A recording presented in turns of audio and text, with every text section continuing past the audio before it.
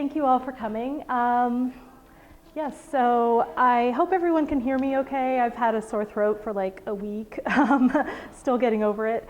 So yeah, I'm here to talk about my experience taking the Foreign Service exam, which is kind of a long process. I'll show you my timeline at the end, like how long it took from the time I first took the written exam until finding out that I'll be going to training in January.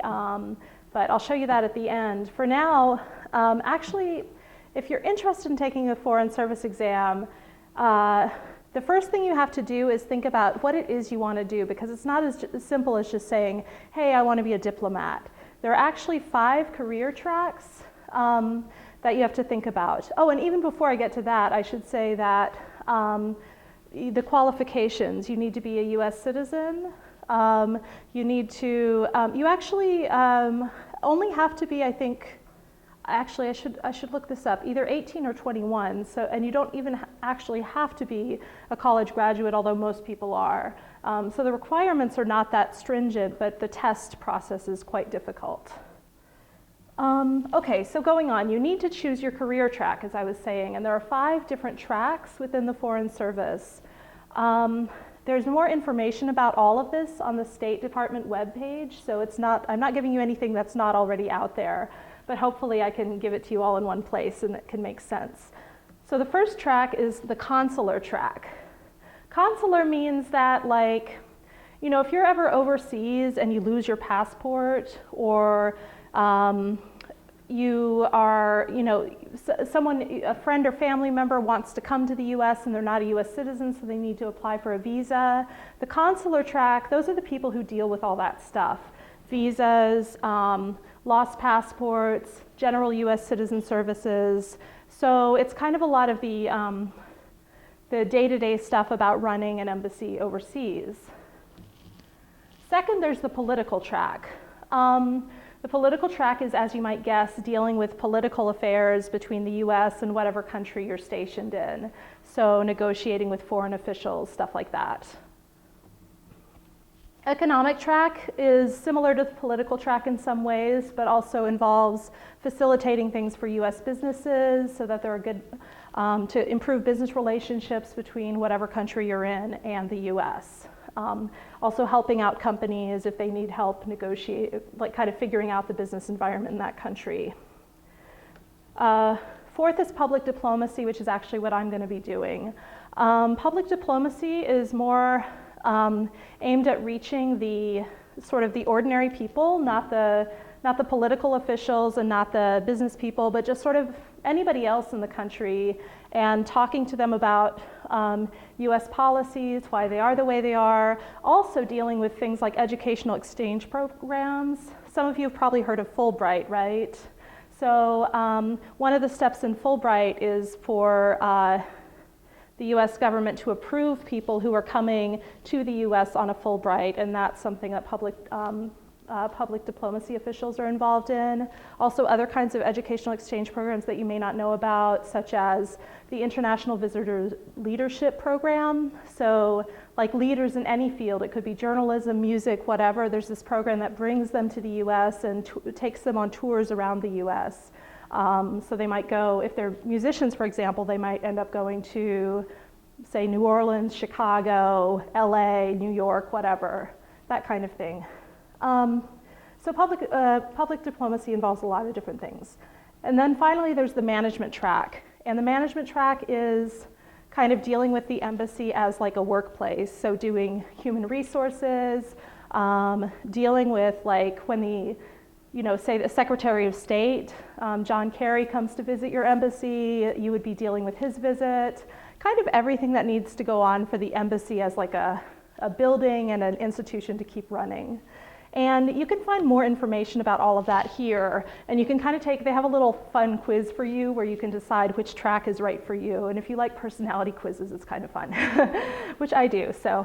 And it was actually very helpful, but the reason, you have to choose your track before you even sign up for the written exam, because it's one of the things they ask you when you sign up, and you actually, it's very difficult, if not impossible, to change your track after you sign up for the exam, so you should really make sure you know what you're interested in. Okay, so the written exam.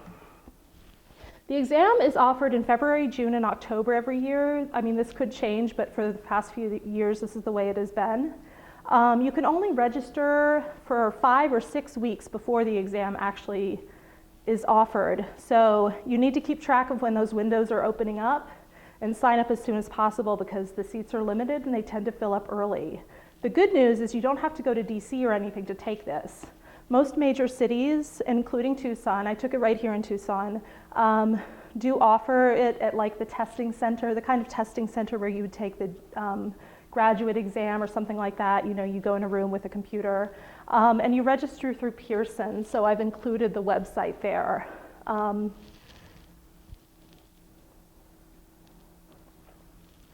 Yeah, so just stop me at any point if you have questions, but I'm trying to kind of go through the whole process sequentially, so you can save your questions for the end as well. So once you register for the exam, these are the components of the exam.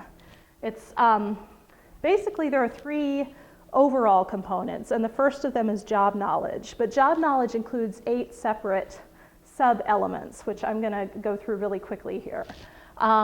So this is like stuff you have to know to be a Foreign Service officer includes government, just like how our government works, history, society, customs, and culture, that's all one area, world history and geography, economics, mathematics and statistics, management principles, communications, and computers and the internet.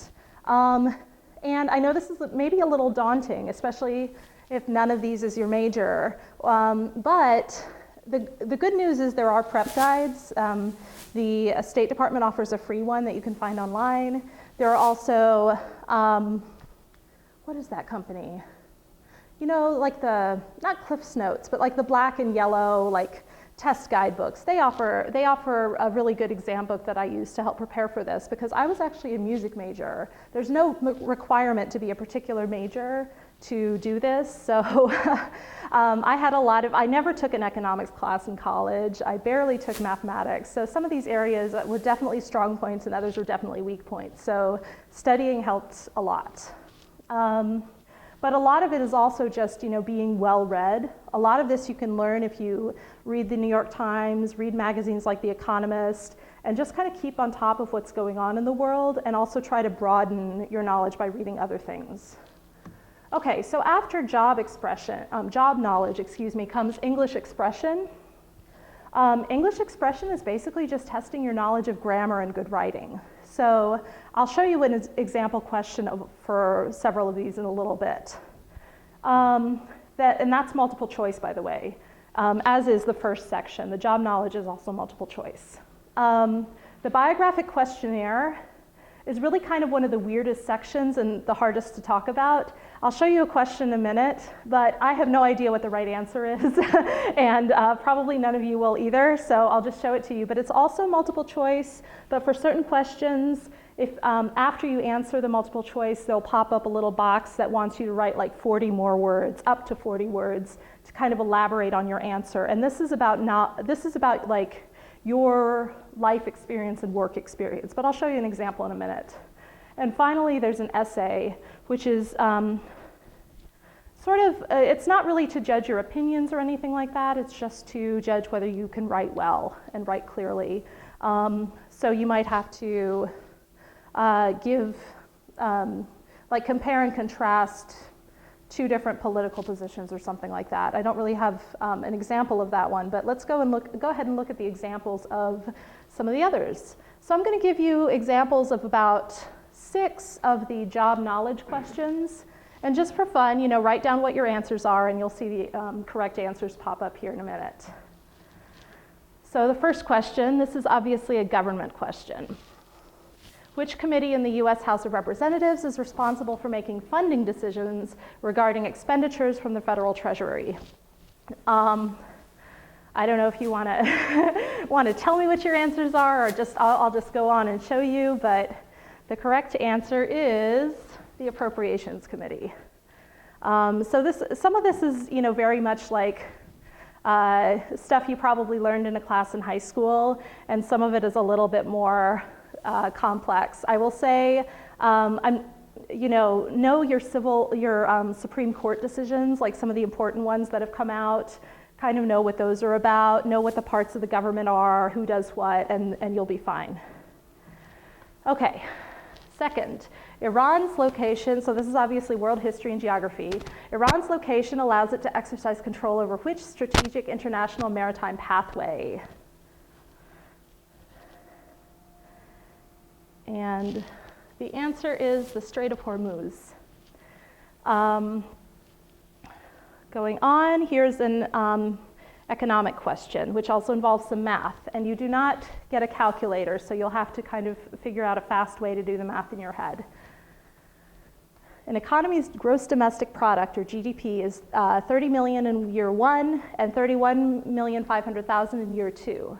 If the population were 100,000 in year 1 and 105,000 in year 2, the growth rate of GDP per capita in this economy would be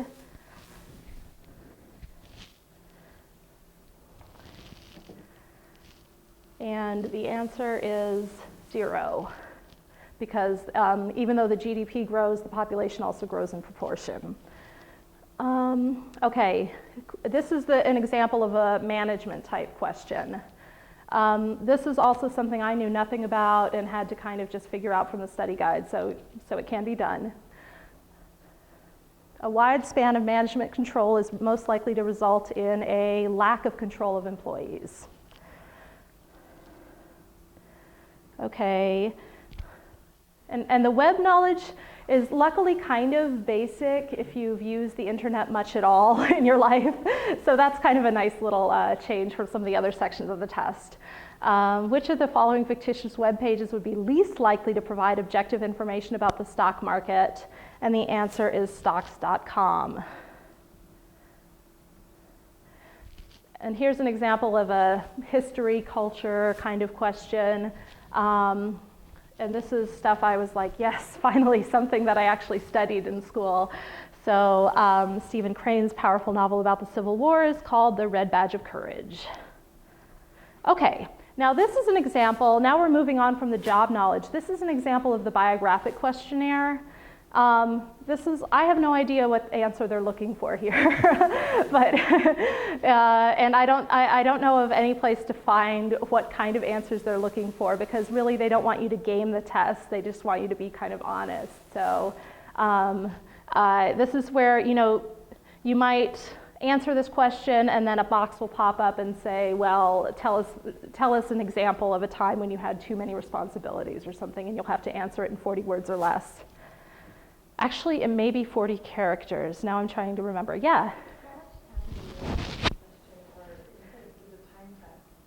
It is a time test. That is a good question. I actually don't remember. I want to say that the whole thing was about 3 to 4 hours, but I honestly don't remember, and it's been a while since I've taken it now. So yeah, but you can find that information online. It's not that each question is timed, but there are time limits for each of the big sections, yeah.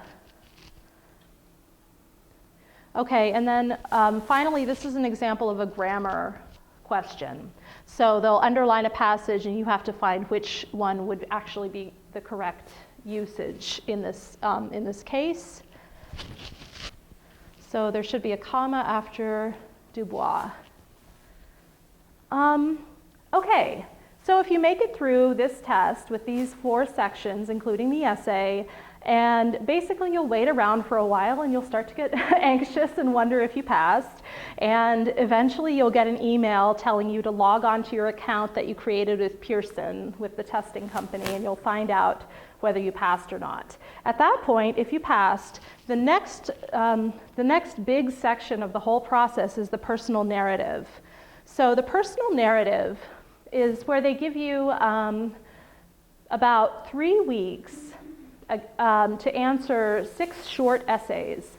And these are short essays in which you are demonstrating that you have what are called the 13 dimensions, although actually the 6 essays will each relate to 1 dimension. But the 13 dimensions are aspects of character that they're looking for in the Foreign Service, and I'll show you what those are in just a minute. But so you'll be asked 6 questions.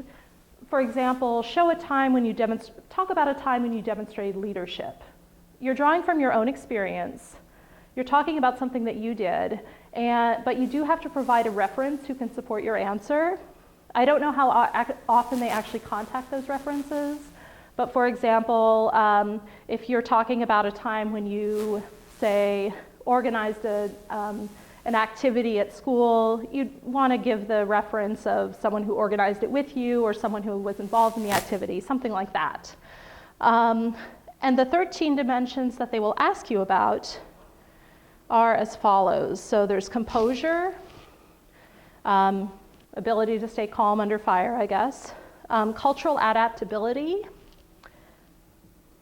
experience and motivation, information integration and analysis. So this would be a good place, like if you've ever analyzed something, like done, run some kind of data analysis or something like that, that would be a place to talk about that. Initiative and leadership, judgment, objectivity and integrity, oral communication, planning and organizing, quantitative analysis, resourcefulness, working with others, and written communication.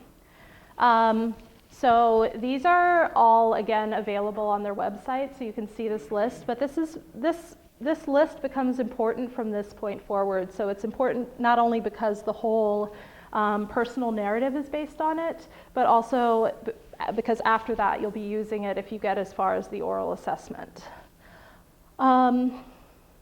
So basically these should be short, well-written, well-organized essays that also demonstrate the point they're asking you about. So if they ask you about cultural adaptability, make sure that your essay is actually talking about that and not just talking about a time that you got an A in class, something like that. How short is short? Again, let's see, I want to say that they were about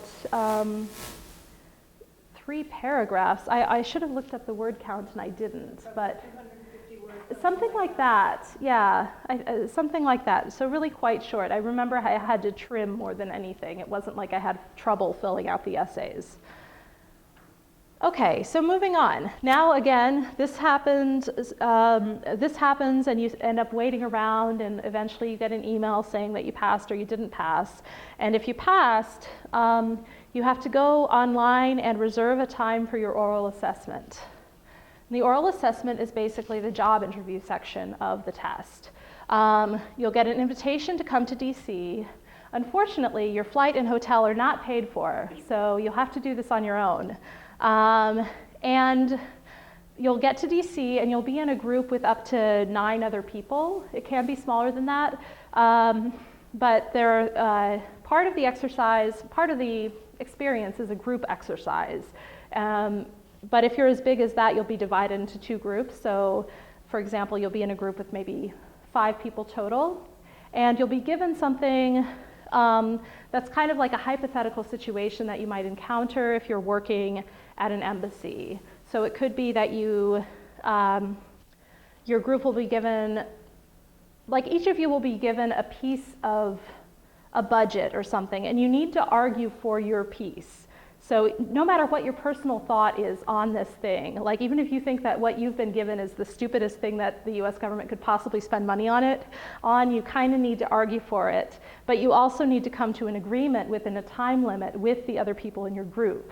So it's not the end of the world if your thing, whatever your thing is, doesn't make it into the budget. But you need to show that you can both advocate for it and also like come to an agreement with other people. And you guys all have to come to an agreement or none of you will pass. So these can happen in any order, by the way. This is not necessarily the order in which they happen. You spend the whole day there, and there's a lot of waiting around between sections. But you do the group exercise, and then you do the case management exercise, which is you in a room with a computer and a binder full of documents. And you need to summarize the documents and make an argument for a solution to whatever problem there is, to like a hypothetical memo to the ambassador. So it could be a problem like, we need to find housing for everybody at the embassy, and these are the different options we have. Some are more expensive, some are less expensive. Some of them meet certain security requirements, others don't. And you'll just have a ton of different memos and emails and charts all dealing with this hypothetical situation. And you need to summarize them really briefly and find a solution that you're suggesting to the ambassador, and you need to do this in 2 pages. So, and you also have a time limit, which I want to say is an hour. And then finally, or it could be first, because there's no set order that these go in, you have the individual interview, which is really just basically a job interview, except that they will give you hypothetical situations and ask you how you would deal with them.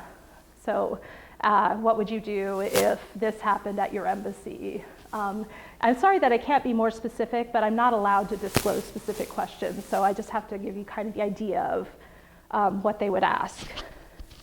And the really useful thing that exists for this, there may be something for the written exam as well, but I didn't know about it at that point. Once you get to the oral assessment, there's a Yahoo group called FSOA. I know it's a Yahoo group because it's been around since like the 90s. So this is a great way to find other test takers and practice the group exercise, which is what I did.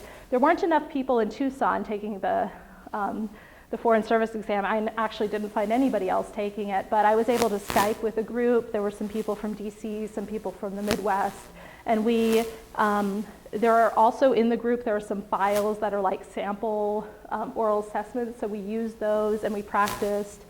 One other component of the group exercise that I didn't mention is that one person in the group has to volunteer to take notes and hand those notes to the people who are watching you as you do this. So they, not only do they want your solution, but they actually watch you as you're negotiating, and so we practiced all of that in the Skype group that we set up, and that was really, really helpful. So I highly recommend, if you get to that stage, to go and find that group right away and get set up. Okay, excuse me, just a minute.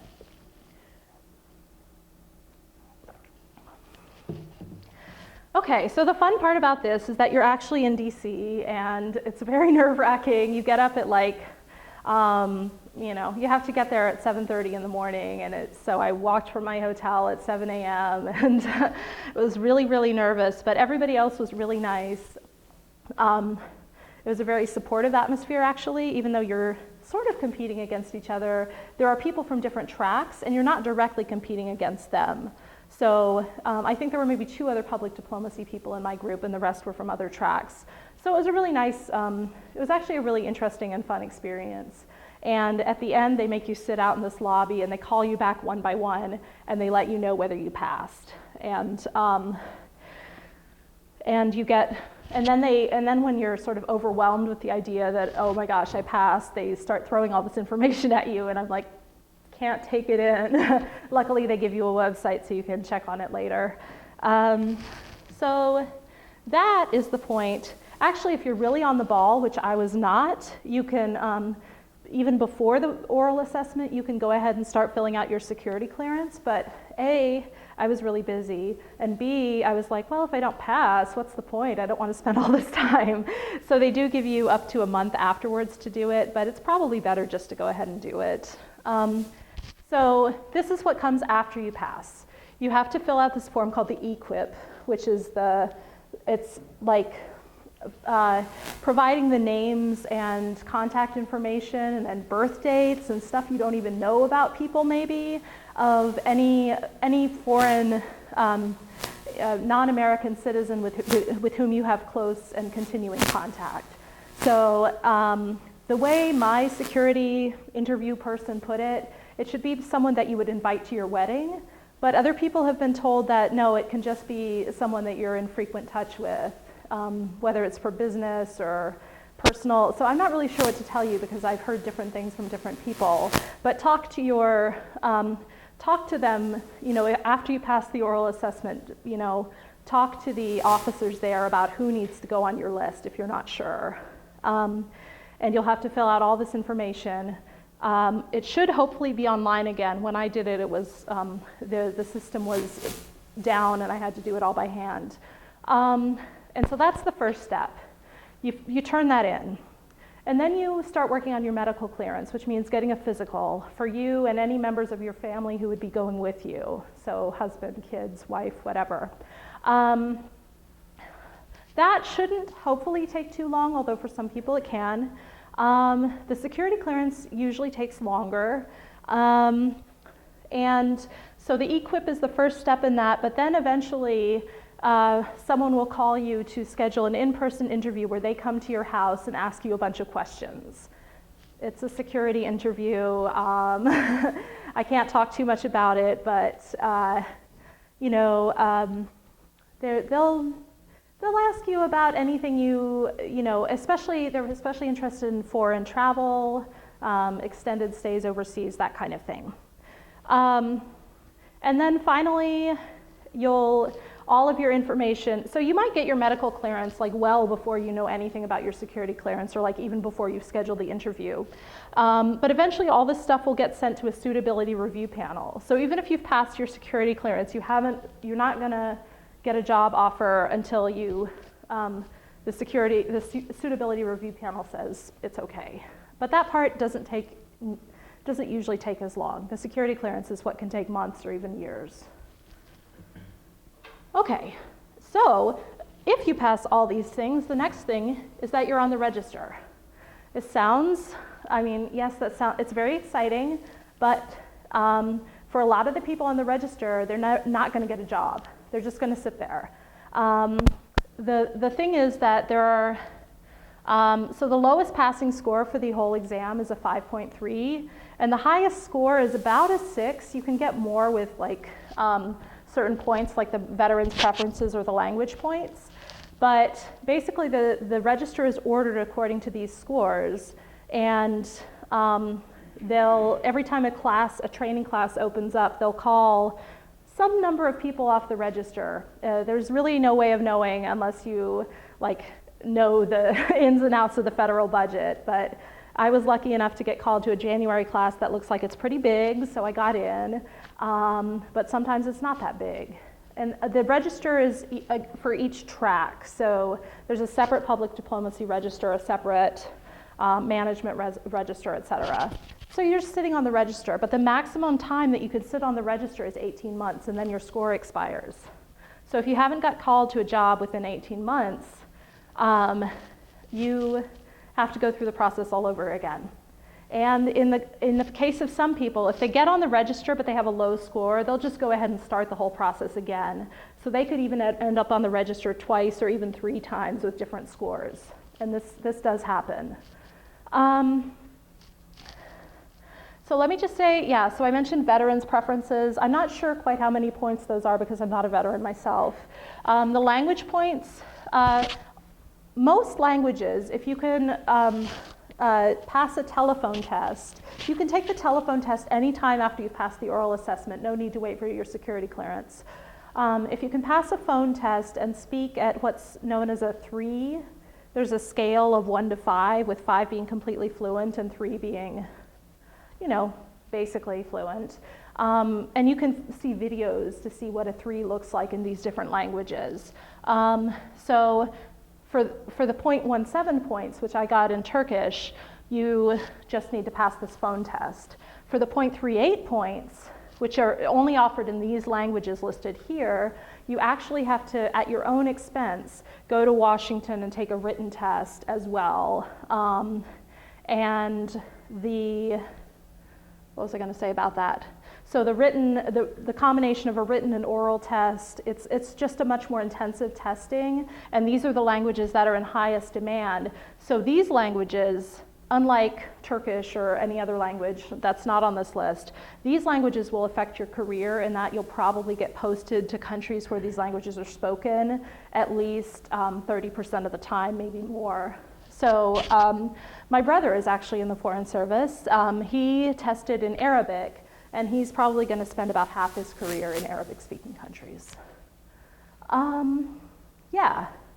So That's being on the register, and remember, you only have 18 months before your score expires. And then there's training. An important term that I didn't write on here but should have is A100.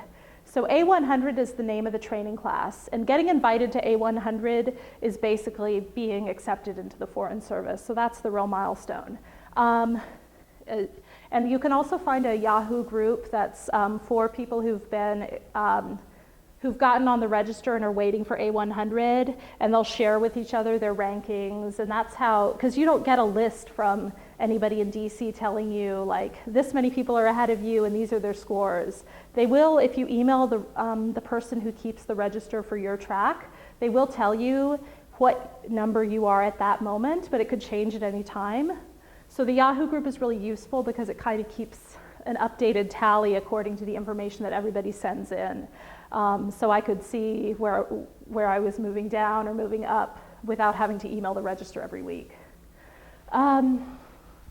Okay, but anyway, once you get to the A100, you get 6 weeks of training in your career track, and then you'll get sent a list of the positions all over the world that are coming open. So this part happens in DC. You get this list, and you have to rank them according to preference. But actually, it's not just as simple as saying, I like France better than Spain. You have to come up with set criteria and apply them consistently. So in my case, I have a son. My top criterion is probably going to be places with good schools for him. And then I have to apply it consistently. And even if a country I don't really want to go to ends up high on my list, I have to go with those rankings as long as I'm being consistent. And you can have more than one criterion. And it doesn't have to be a really earth-shattering serious criteria. I mean, I've heard of people who just said, I want to be near a beach. So that's fine. You just have to apply it consistently, and they'll make sure that you do that. And then accordingly, you'll get assigned to a post. And at this point, you find out if you get language training. So if you already know the language, or if it's a post where they don't think that the language is necessary because everybody speaks English or something, you might not get any language training or very much. But again, I'll use my brother as an example. He ended up going to a post where he needed to know Turkish, so he got about 10 months of Turkish training. So the length of the training will vary. And then you go to your first assignment. There's a lot of detail about how you move and everything. I mean, basically they take care of all of it for you, but I could get into that, but I don't know how interesting that is to you at this point. So at this point, I'm just going to share my personal timeline to show how long it took. So I took the test in February of last year. I submitted my personal narrative, remember the second part, in April. I registered for the oral assessment in May, and I registered, and I could have gone a little bit earlier, like as early as June or July, but I went for September, so I took the test in September. I submitted my form in October, although a lot of other people submitted it right when they took the test, maybe a better decision. I got my medical clearance in November. I did my security interview in January of this year. I didn't get my security clearance until August, so it was 8 months. It was a long wait, and you have no idea what's going on. You're just waiting. And that's when I went onto the register, because my suitability review must have happened really quickly, because I didn't even know about it before I was on the register. And then I'll start training in January, and I just found out about that the day before Thanksgiving. So that's not a lot of notice to like move your life across country, but that's how it is. Finally, I guess I'll just show you there's some good reading lists that are out there, and these are for various purposes. One reason to read some of these books, just to learn more about the Foreign Service, what it does, and what the different components of it are. There's this Goodreads list that I would check out, and there are also, but if you want like a more personal perspective, there are Foreign Service blogs written by people who are currently in the Foreign Service, but some of these, I mean, are just like me and my cat in Guatemala, me and my cat in, there's not, because there's only so much information that people can share. So some of them are very useful though, but it just depends. And then to learn more about the testing process, definitely go to this site. And to prepare for the written exam, this is that test test preparation manual that I was talking about at the beginning. So all of these are really helpful. And I think that's all I have, so I'd love to hear if anybody has any questions. Yes? You already have